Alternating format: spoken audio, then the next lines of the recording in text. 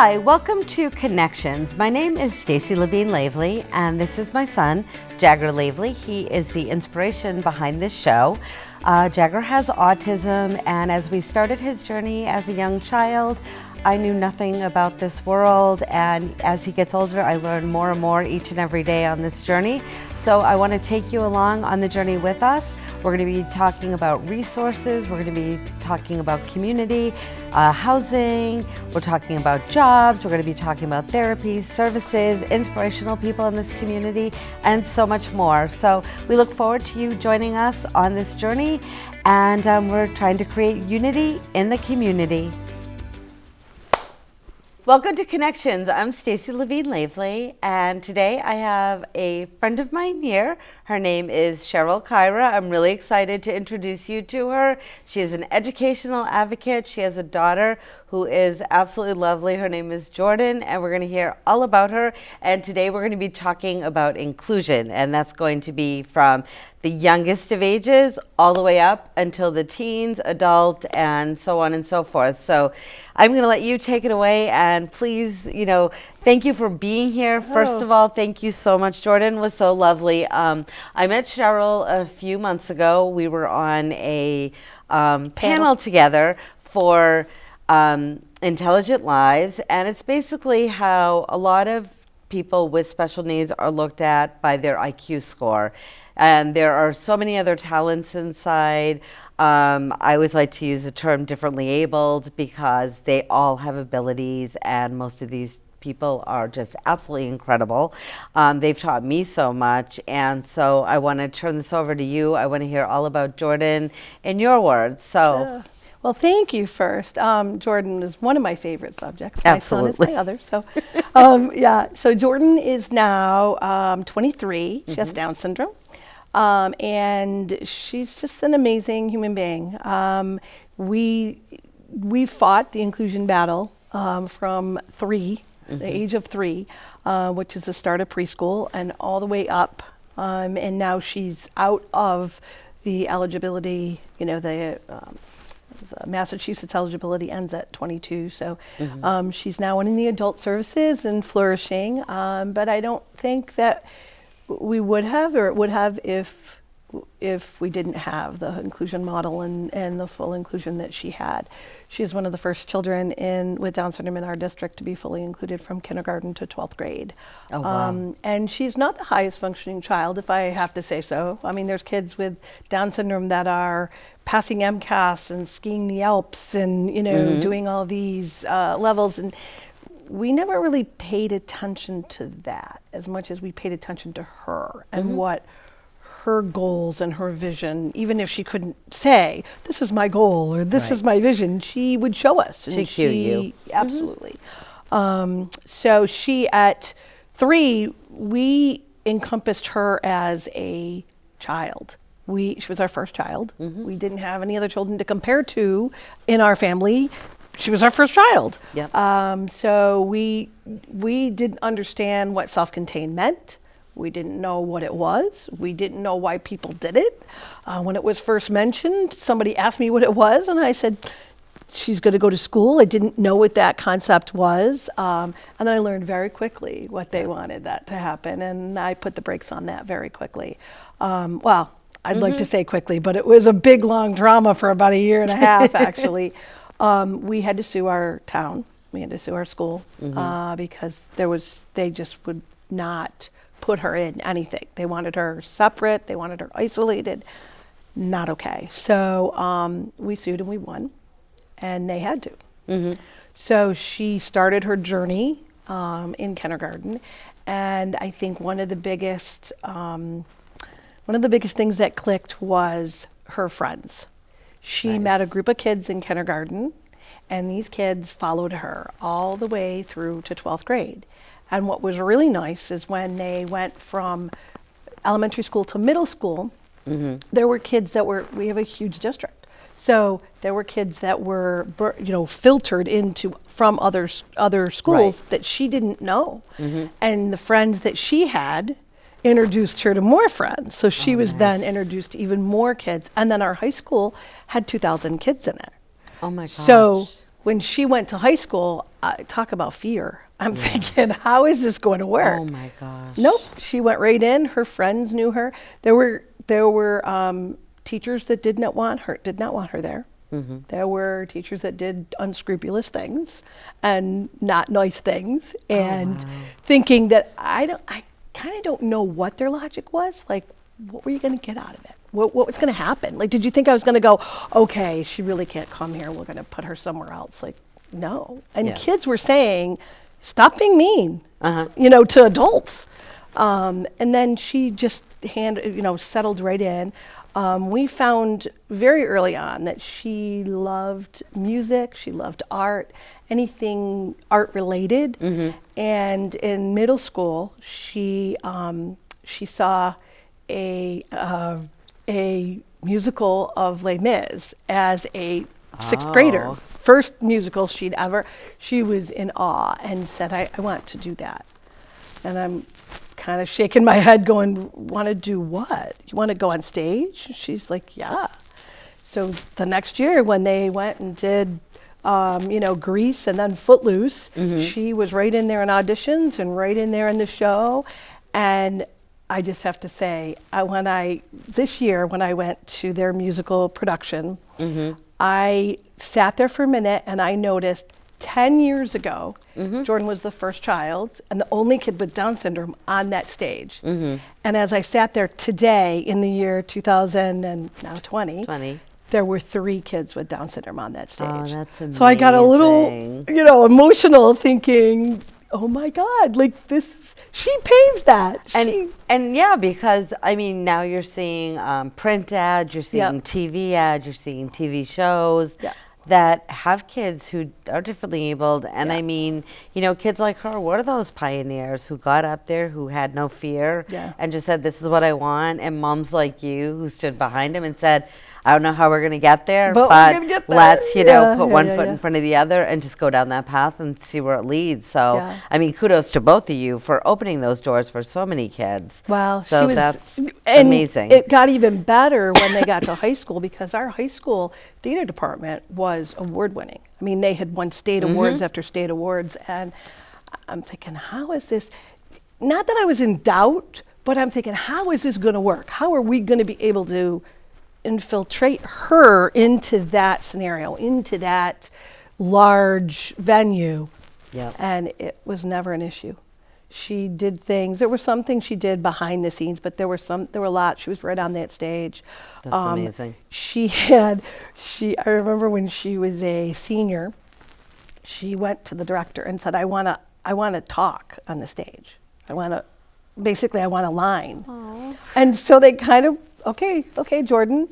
And they gave her like a phrase to say or a line. And to this day, she's like, she'll watch Pippin and she'll be like, I'm coming, that's going to be my line. Like One of my favorites. Yeah. And then when she was going to graduate, then again, the transition of what do we do? There's 18 to 22 programs for people with disabilities. What was that going to look like for her? They don't have great ones. They have certain pockets of classes and certain pockets of information that you want to prepare them now for their adult world. What does that look like? And we found Berkshire Hills Music Academy in South Hadley. Again, another battle because they didn't. Now we're going from full inclusion to what on paper is residential. Right. Because that's what the state looks at it like. There's you got to kind of take off the smoke and mirrors to realize that it was set up like a college. It was, even though all the kids that went there had disabilities, it was across the street from a college. They did a lot of things involving the other college so that there was that little inclusion opportunity. Not a lot, but she was there to learn to have the college setting. She went and looked and said, I'm gonna come here. She wanted to sing, she wanted to dance, she wanted to act, she wanted to paint, and she was able to do all that and experience that in like a dorm-like setting. That's amazing. Which she wasn't at that level to maybe go into the programs that they have now, like Think College and things like that, where she could have gone to Framingham State or Right. Bridgewater or places that have those places set up. She was not ready for that yet. No. And when she flourished. Now, what level of support did she need when she was there to make it successful for her, where she had been at home and living with you and things like that, and now she's in this sub-separate kind of I mean, completely across the state from you, pretty Right. much. How did that look for her, and like, what were some of the things that allowed her to stay included, stay on track? Like you said, I love the word you use, flourish in that environment.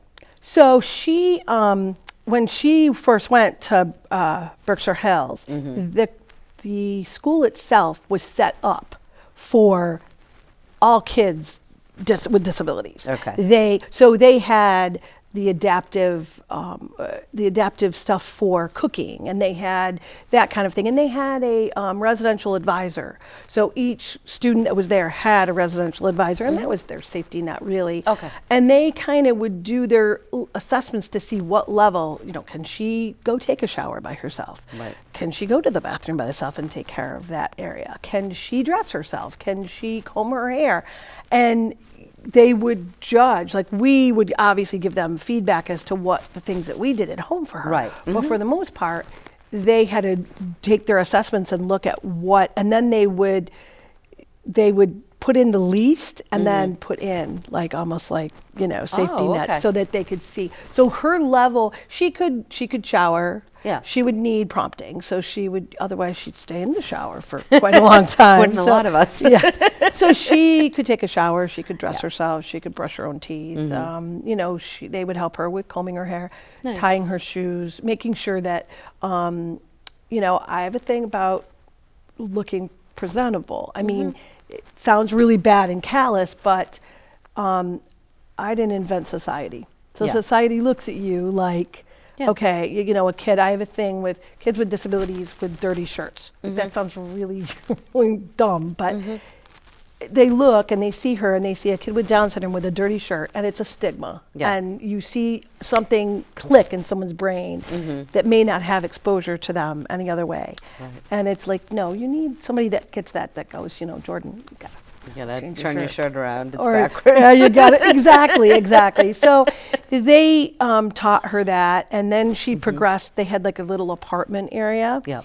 and so she had an apartment with a roommate, and they taught her how to manage the apartment. Oh, So okay. how to keep it clean, how to, she did some cooking in it, and cleaning up, and she does an amazing job at laundry. She still to this day will do her own laundry. Oh, wow. Make her bed. That's amazing. Yeah. Wow. I'm absolutely floored. Now, with the admission process, like, how did they know, like, how did they set that up so that they know that she's going to be able to, be part of this program, and it's going to be a comfortable fit with the parents, away and kind of, not really in the picture, so to Well, speak? so for us, the person that was in their admissions office, we clicked first. nice, Like so, nice. she did a lot of interviewing with us, kept us involved. We're an hour away. Yeah, exactly, So not far. if there were problems, I got in the car Right and drove in down there. there. Yeah, of course. There was a lot of communication, a lot of interaction. Staff changes, and that's hard. That's Oh, hard yeah. for us as much as it's hard Yeah, for them. absolutely. It was not perfect by any chance. It's the only time she ever got bullied, and it was by another child with a disability. It's usually how it is. That's usually how, she was never bullied in Yeah. school. I I mean, mean, she and didn't understand if there that. was somebody that made a comment, there was always a friend or a colleague next to That would her stick that would up. be like, no, you don't do that. And so she always had that.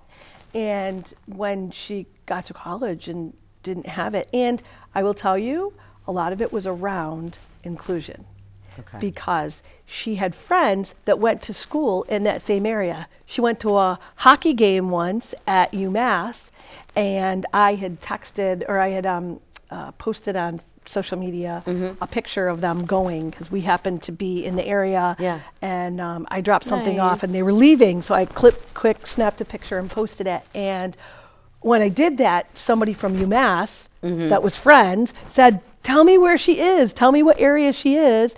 And they went over to that area, and they were nice. doing high fives and, hey, Jordan, how you doing? So she met up with these kids that she had graduated with. Oh, that's amazing. And a lot of the kids that were there had never had that. Want to Right. talk break your heart? They had never had that. So they were like, why does she have those friends? And I don't have friends. We had one kid that said, I'm going to be your friend now. Jordan's not going to be your friend. Oh, God. So, but they learned, but that was taught to them, Yeah. which I'm pretty sure was probably done to them. Yeah. You know, so Wow. yeah, kind of broke my heart. And Jordan would just kind of smile. She'd be like, I don't think so. You know, 'cause she still knew. my friends. She knew they were her friends. Yeah. I mean, she would go, there were kids that would pick her up from Westfield State. Mm-hmm. They would come down, pick her up, bring her back. She would go to parties with them.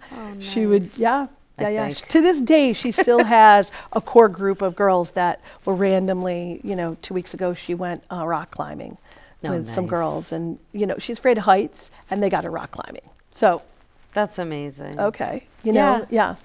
And that's incredible. And that's, a lot of that is from you, obviously, making that commitment to Yeah. make sure that she was included, that people were in her life. She didn't have to worry about, being in a sub-separate classroom, Yeah. which can be hard. I mean, I know for my son in particular, he goes through that because he is in a private setting and what have you. And he still has friends from the town, and we do see them, but it's just different, and now Yeah. he has friends at school, but we don't necessarily see them outside of school because they're not close by. Yeah.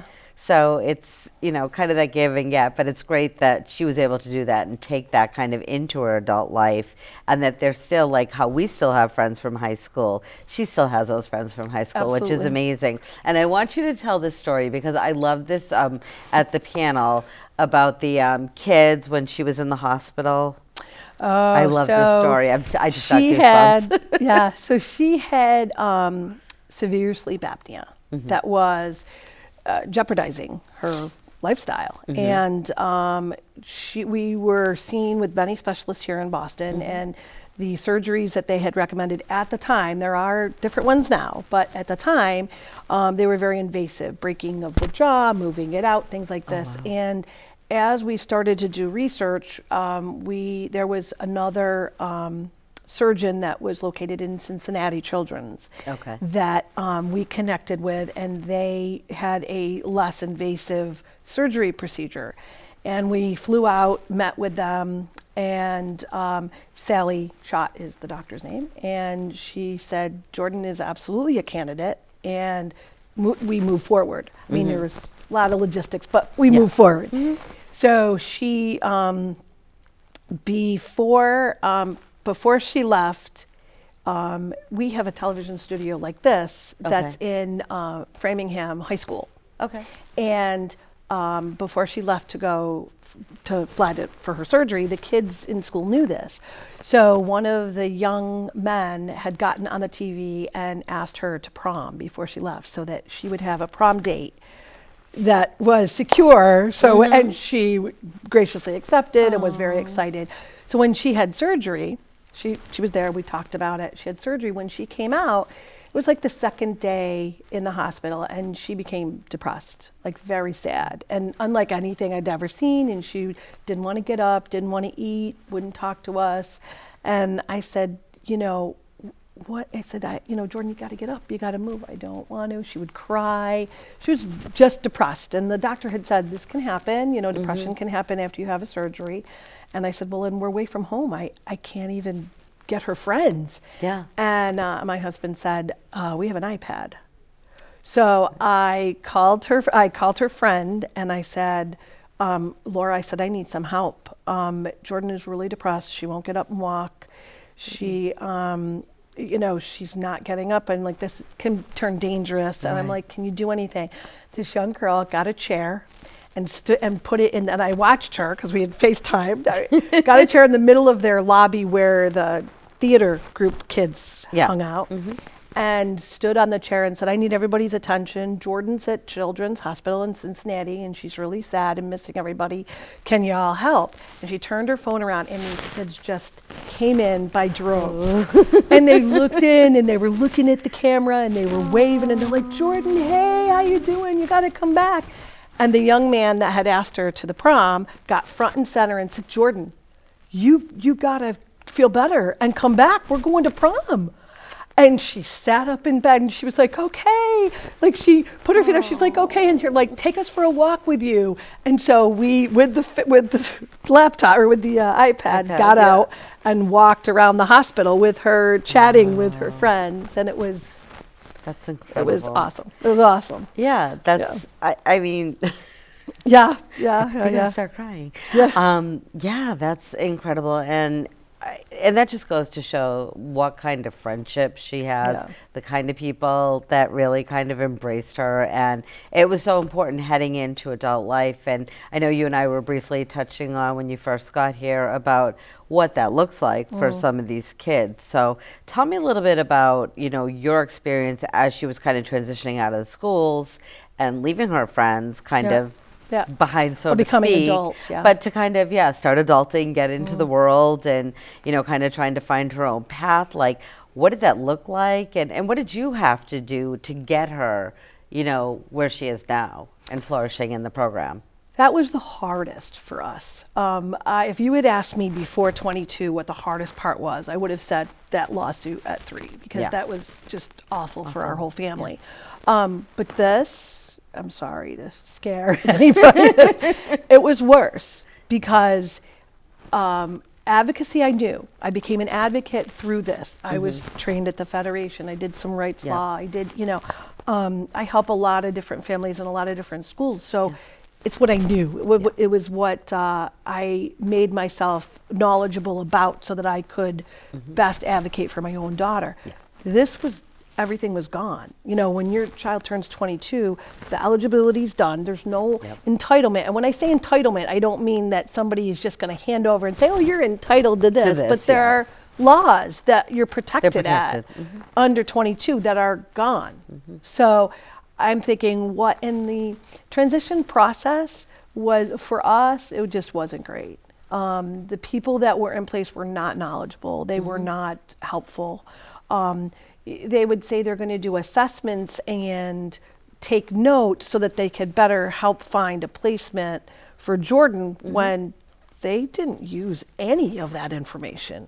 That was not, I would say, I went and got psychology testing and psychological what for all, and said, these are what people are recommending for Jordan. And they're like, yep, we have these places.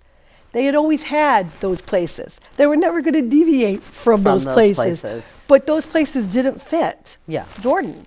So when I went to them and said, we need to find something with art, music, culture. Like this is her life. This is going to be part of her life, the rest of her life. And it wasn't until I went to just a local transition fair. And I saw a small little table with Gateway Arts there. And I had a long conversation.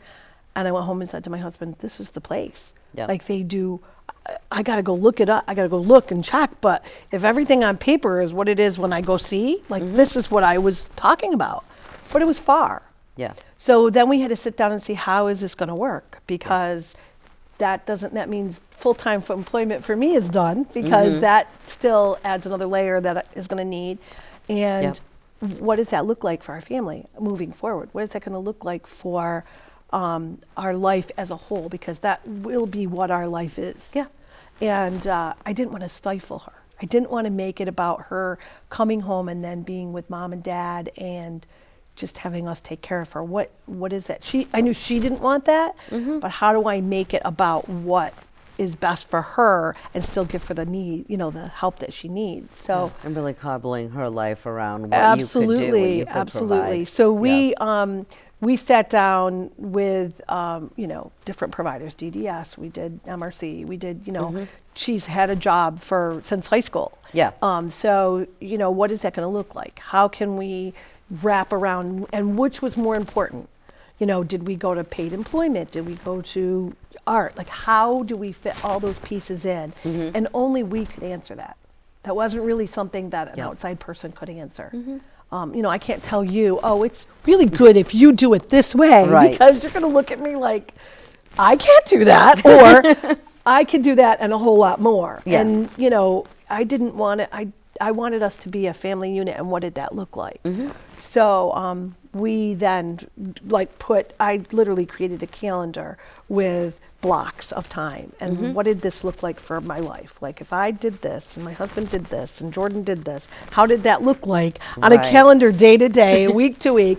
And then it just settled. Like once we got, I mean, she does go to, around, she does go to Gateway Arts, but she doesn't go 5 days. She only goes 3 days. Okay. She works, and she doesn't work 5 days. She only works 3 days. Okay. So that means she has 1 day a week that's hers, and it's a Thursday. And don't bother her on a Thursday, because Thursday's her day off. Chill day. It is chill day, and she does, she does the things that, we have music therapy that day, or she'll go out to lunch with a friend, or, things movie, like whatever. absolutely. Yeah, fun So that's and it settled, and it works really nice. And she loves the group that she's in, and she loves her job, and so for us, it's when she's happy, we're happy. And now, then, how do you get her there? Like, how does that whole piece work? Because you've obviously had to take a step back from employment and things like that. So how did that work for you? I drive her there 3 days a week. So I go to Brookline and back, and then my day starts. I should say my day starts when I get home. And so I can fit in, I have a part-time job, so I can fit in that hours there. And then she takes a lift from where she is to the closest point that she'll go within the demographics, and I pick her up from there. And we have a person that comes to the house and stays with her if I'm working at night. And that's amazing that, like, today, just from things like a ride share or something like that, it's really opened up the world and opened up more programs to kids who, might otherwise be really kind of stuck in, whatever the catchment or service area is, as opposed to being able to really, so to speak, spread their wings and really be able to fly. And I mean, it sounds like that's exactly what Jordan did. And, with all of the things you needed to do to advocate to get her to that point where she can really be able to do what she loves. It's not just, oh, you're going to go to this program and you're going to cut circles all day, or you're going to stock shelves in a grocery store. If that's not what she wanted to do, this gave her that creative outlet. And I've seen some of her artwork is amazing, and I'm hoping you'll share that with us. And anything we're talking about, we're going to have on the YouTube page. So you guys feel free to check some of this stuff out, because Jordan is incredibly gifted, and I'm sure the program, as well as everything you did, really brought her to where she is today. So I want to thank you so much. You're welcome. This is Cheryl Caira. She's joining us. She was on the Intelligent Lives panel up at Fitchburg State University, a couple weeks ago. So you can check that out. And thank you guys so much for joining us again. We're trying to create unity in the community. Have a great day. Bye-bye.